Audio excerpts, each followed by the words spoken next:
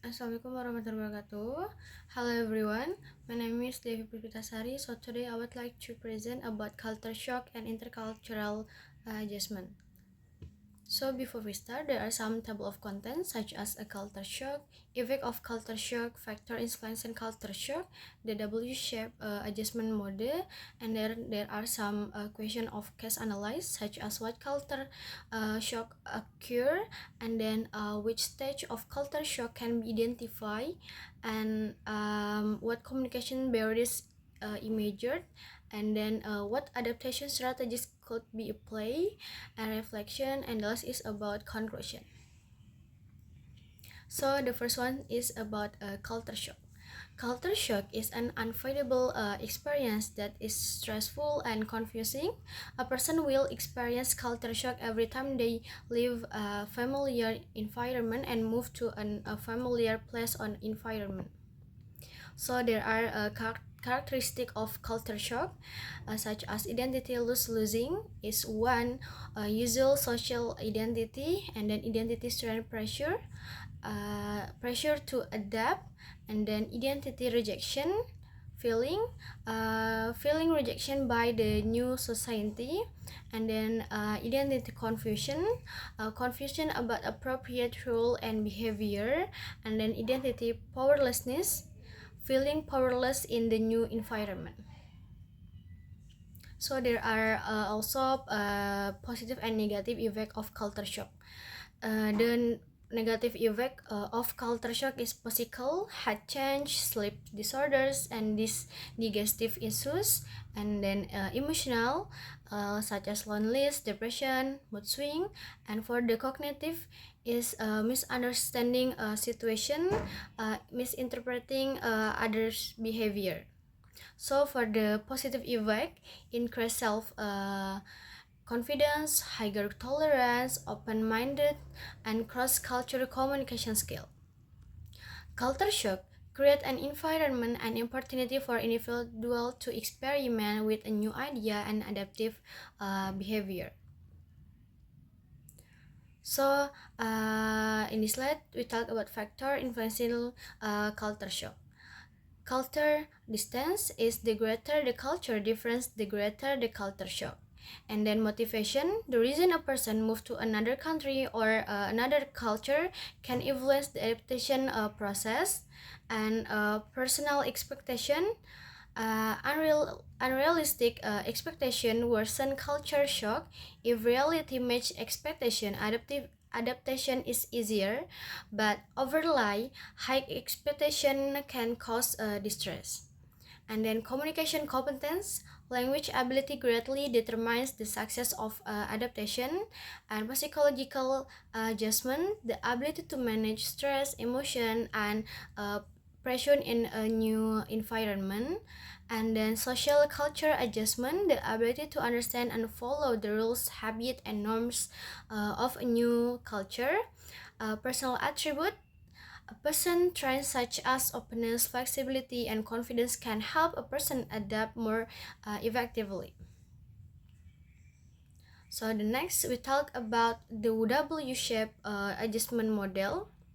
First is honeymoon. A person feels happy, attract to the new culture, and hostility, feelings of difficult and discomfort begin to emerge due to culture difference. And humorous, one begins to see culture difference more likely, feeling more relaxed and start to achieve them. And instinct, feeling comfortable with the new culture and going through daily life more smoothly. And ambivalence is feeling sad about leaving the new culture. And then rentry shock is upon returning home, a person experience difficult readjusting to their own culture. And then the last is resocialization, the person is able to readapt to their home culture. So the next we talk about case analysis. Students from Aceh studying in Bali. What culture shock occur? So, moving from Aceh to Bali was a challenging experience for the students as they had to adapt to very different culture. The first is different tradition, social custom, and religious practice. Life in Bali is inseparable from Hindu culture and religious value deeply rooted in daily life. And temples stand eternally every corner as the center of spiritual life. Rituals such as ngaben ceremony are held openly, while Chanang Sari offering are placed in front of home and along a roadside every morning. Religious and customary activities are not hidden behind the walls of a place of worship. They are present and alive in public space. So for a museum student from Aceh who was accustomed to hearing the call to pray 5 times a day, seeing a mask everywhere, and living in an environment strongly shaped by Islamic norms, witnessing the dominance of Hindu culture and religious practice in Bali public space was a deeply unfamiliar experience that requires significant adjustment. So the next is a more multicultural and international environment. As one of the world's leading tourist destinations, Bali is a meeting point for culture from all over the world. Every day, the students was surrounded by people from a vastly different background, different countries, ethnicity, and belief. They witness a lifestyle far more open and free than their home environment. From French tourists dressed casual in public space to conversation in various foreign language heard everywhere to social habits such as alcohol consumption at cafe or restaurant being completely normal in Bali. All of this was a very unfamiliar sight for students from Aceh who had previously been accustomed to living in a more homogeneous religious environment bound by street culture norms. So the third is difference in the way people communicate and interact.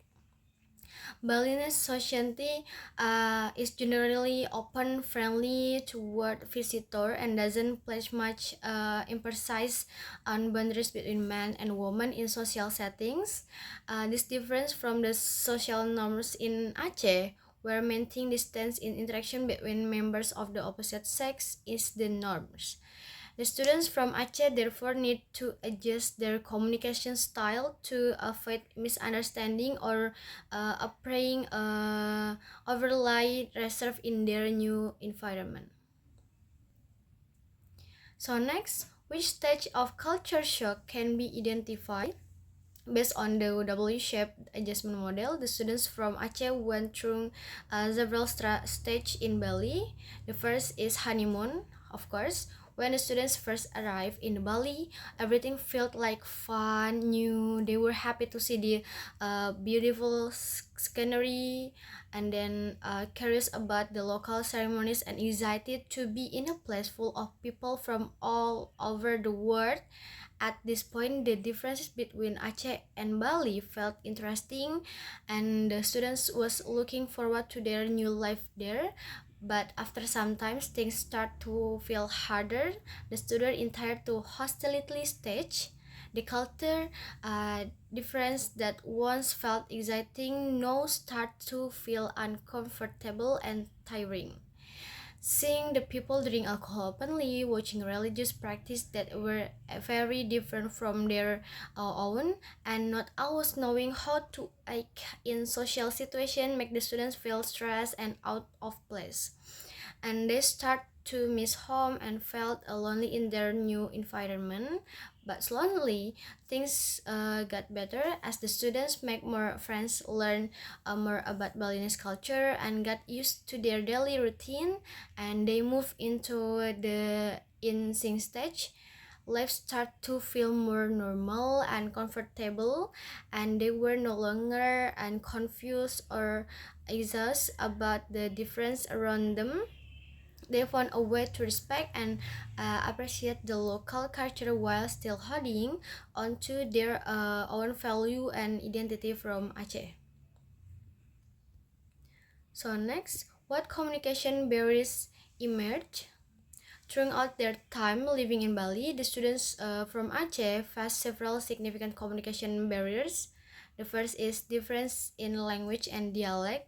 Although Indonesian is used as the national language, the Balinese community often use the Balinese language and traditional terms in daily life, which were completely unfamiliar to the students. This sometimes make it difficult to follow conversation around them, and even in everyday situations such as the market or in their neighborhoods. And then second is differences in nonverbal communication. So every culture has its own way of conveying message without a word, and this become one of the more noticeable barriers for the students. For example, in Bali, there is a custom of placing the hand on the chest while slightly bowing as a sign of respect, a gesture they might have felt unfamiliar. Additionally, there are specific dress code for religious ceremonies, such as wearing a sarong and sash when entering a temple. And without understanding this, the students could be seen as the dressful, even without any such intention. Even eye contact can carry different interpretation. In Aceh, avoiding direct eye contact, particularly between men and women who are not family, is a form of politeness and respect. In Bali, warm and direct eye contact is seen as a sign of friendliness and openness. So as a result, when the students from Aceh avoided eye contact while speaking with someone who of the opposite sex, Balinese people might mistreat it as lack of confidence, distress, or even unfriendliness, when in fact it was simply part of the social norms they had grown up within. So the third is difference in social norms. When interact the students from Aceh was accustomed to clear boundaries in socializing between men and women. In Bali, they often felt awkward when interacting because of the far more open social norms, making everyday communication feel uncomfortable and unnatural. So next, we talk about what adaptation strategies could be applied. So to overcome the various challenges faced, several adaptation strategies could be applied. It's culture openness. One of the most important steps is facing culture shock is developing an open attitude toward differences. So when the students show the ngaben ceremony or canang sari offerings along the roadside, instead of feeling uncomfortable, they could approach it with curiosity, ask local friends about the meaning, reading about it, or simply observing with an open-minded.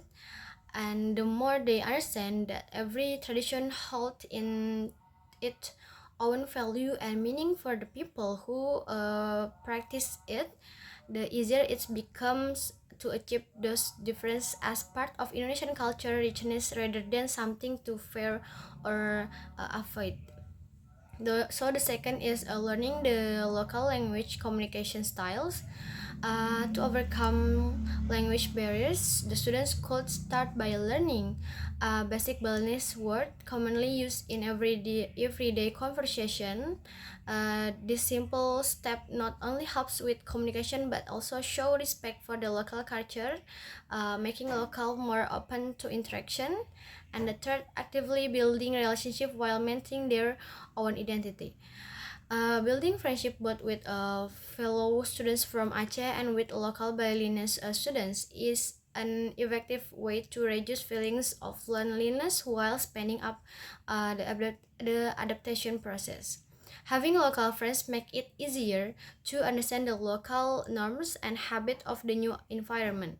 They could also join a community for our students society, specifically make up of fellow Agnesnes students in Bali, where all members share the same background, and this kind of community can serve as a safe space to share experience, support one another, and stay connected to their home culture.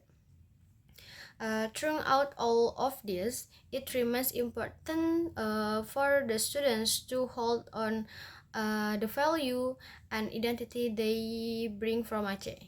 They can continue to pray, dress according to their belief, and uphold their principle while still respect to the culture around them and learning to live alongside difference.